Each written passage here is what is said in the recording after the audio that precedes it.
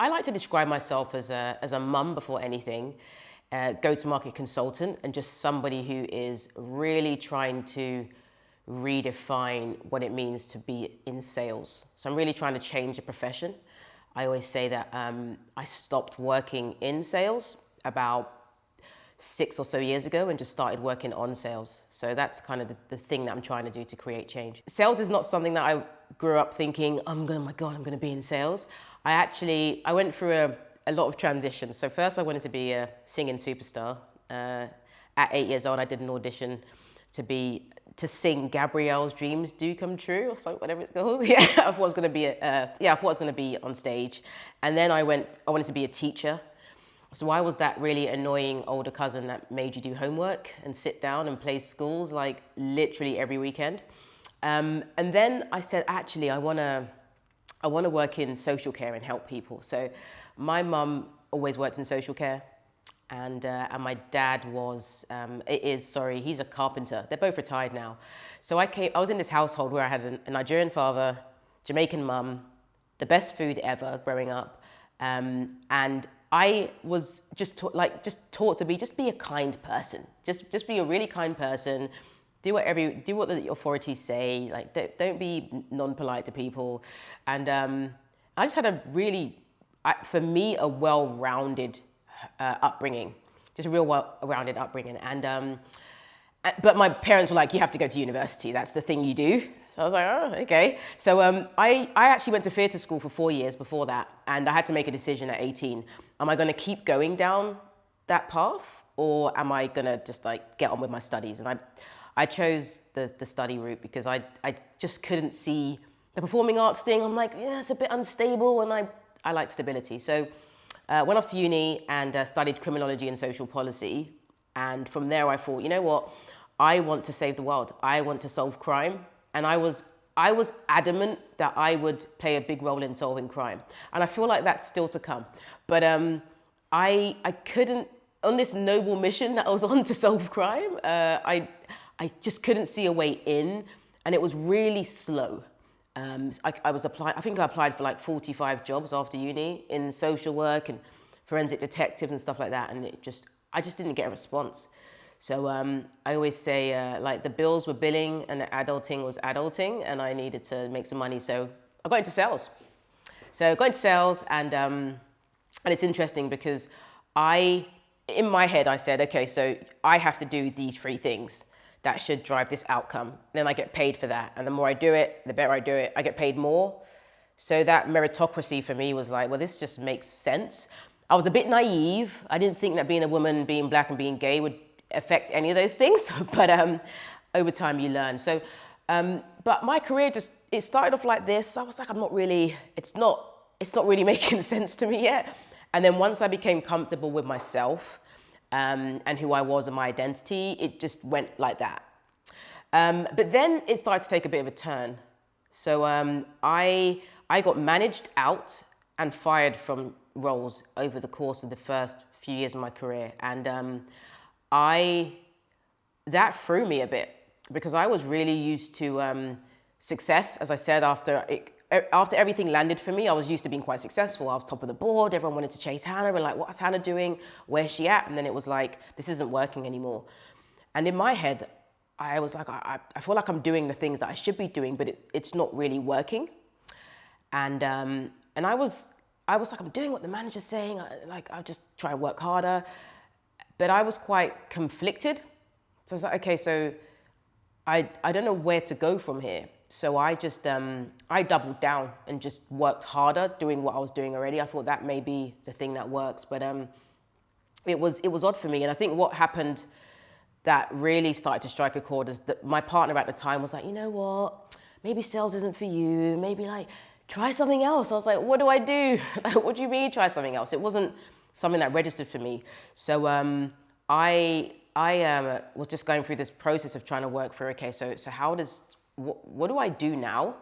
And you have to understand, I went through getting praised by customers and like prospects and managers like, oh, you're great, and standing on the stage and presenting, to just not really performing and hitting quota. And I think even when I had people around me in the organizations who weren't hitting quota, I'd still beat myself up, like, what is going on? So I don't have the story where it's like, hit President's Club 10 years in a row and made 7 figures and, by the time I was 25. That's not my story. My story was did really well, didn't do really well, and just trying to understand why that was happening. And I think there was a few things that happened to me over the period of about 3 years. So there were, the first thing that happened to me is I got asked to do some consulting. So I was still in sales, still performing okay. I wouldn't have had a job otherwise, but I got asked to do some consulting. And I was like, I don't know what that is. I'll try and figure it out. The next thing is I became a mum. And then the other thing is I started to attend seminars. One of my friends said, hey, let's go to some seminars. So on the first thing, so asked to do consulting, and it came through a message on LinkedIn. So it was all a bit weird. And it was about seven and a half years ago. Someone messaged me and said, hey, if you give us your bank details, we'll pay you some money if you do some consulting. And I was like, this looks a bit dodgy. But for me, I was like, well, what do I have to lose?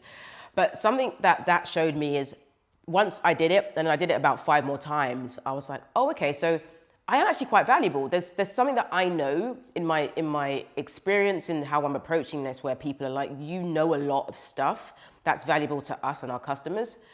So in my head, I thought, okay, I feel like my long-term goal should be consulting, because I had this impartial voice and people were paying me to try and kind of extract that and see how they could roll that out or implement that in their business to make better decisions. So that landed really well for me. And then becoming a mum, for me, was like, it forces you to question every decision that you made in your life, simply because you now have to keep another human alive and make sure that they are too very well-rounded and grounded in who they are. So I really started to think through, what am I doing? How do I get here? What's the decisions I made to get here? And being much more intentional and present. I think what happens in sales, and I've heard a lot of other people say this, is a lot of the trajectories, the career trajectories are already paved. So you're told you come in as a junior rep and you do these things, and that's your career path. And then what actually happens is, if you don't do well on that path and you don't have your own path, you're like, I'm just lost now, because I haven't done the things that I'm supposed to do to be successful based on what you've told me to do. So I was like, I don't know where to go. So I think once I became more present after having my son, I was like, well, I just got to be more intentional with what I'm doing. The next thing was going to the seminars. So I went to a seminar, sat down, and basically got told, you're making excuses for all the things that's happened in your life, like, get your shit together. So I was like, okay. But it just opened my eyes to new things. You sit in this room and you see all these people, like there's probably about 600-700 people in the room. And everyone's just trying to learn. They're like, what's next? And I was sitting there with my friend and we were like, that's us. We're just in this rat race. We're not where we want to be. There's things that we need to do. And this is the path to being successful, taking ownership. So the big nugget that I took from there was, I need to, the only thing I didn't do, over the course of those sort of 7-8 years was I didn't invest in myself. I spent no money on training. I didn't read. I didn't go to do any courses. I just worked. That's all I did. I just worked. So I said, okay, I have to probably invest in myself. And that was the biggest change for me. So I said, if I can invest in myself, no matter what happens in the organizations I'm in, I'll always be better off. So I switched from like survival and just earning some money mode to anywhere I go, if I just learn, I'll always inevitably earn at some point in time. And that was a really big fundamental shift for me. And I remember taking on a role and I was like, okay, when I came on as a salesperson, but I just asked to do everything. I was like, what's the strategy? I learned that word by then. I said, like, show me the decks, like, what's the training? How do we enable people? You know, what's the things that we're writing in our emails and stuff? And I just got really interested in everything. And because I started working at more startups, I took all of my experience from being in really big organizations and the processes that I saw made them successful and was able to bring them into those organizations. And I was like, wow, this is really valuable to them. They don't know this stuff. And I just got embedded in it. So for me, the big change was, okay, how do I then focus more on that? So I was learning more, then said, I'm just going to go and do this consulting thing full time. And then COVID happened.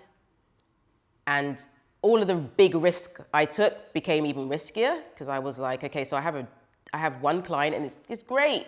But then they said, oh, we can't, based on the rate of growth right now and COVID, we can't travel or anything. It's just not working for us. And I remember being like, oh man, like I'm back to this position now where like someone's got control over my outcomes and they're controlling my wallet, so to speak. So I was looking at my bank account, I was like, that's thinning out. I didn't have any more customers, but I had a new mindset. So, and I actually made a post about this. So I remember going out, left my house, went for a walk, just kind of shook it off and said, I have to either get a job, which I can do. I can get a job easily, but it just wasn't working for me. Whatever systems were there, it just didn't work for me getting another job. So I said, I'm just gonna go and do this consulting thing. I'm gonna figure it out. And I made my first video on LinkedIn and was like, Mum, take pictures of me. I'm take pictures of me right now. I'm gonna do this. And she was like, all right. So I literally put on my Ralph Lauren shirt. I'm still trying to get sponsored by them. Put on my Ralph Lauren shirt, my jeans, my shoes, and I was like, I just took lots of pictures. And I just felt like, I just feel better now. And then I just went out, started prospecting, and I think in the first year I got 10 clients consulting, and that was it. And then I was here. So my big thing's always been, for me, the mindset shift, as I said, was how do I just become more valuable? How do I become a valuable asset to people, whichever room I walk into? So investing in me is like the core fundamentals of what I try to do when I'm working with other companies. So yeah, when I think about who's Hannah, that's it.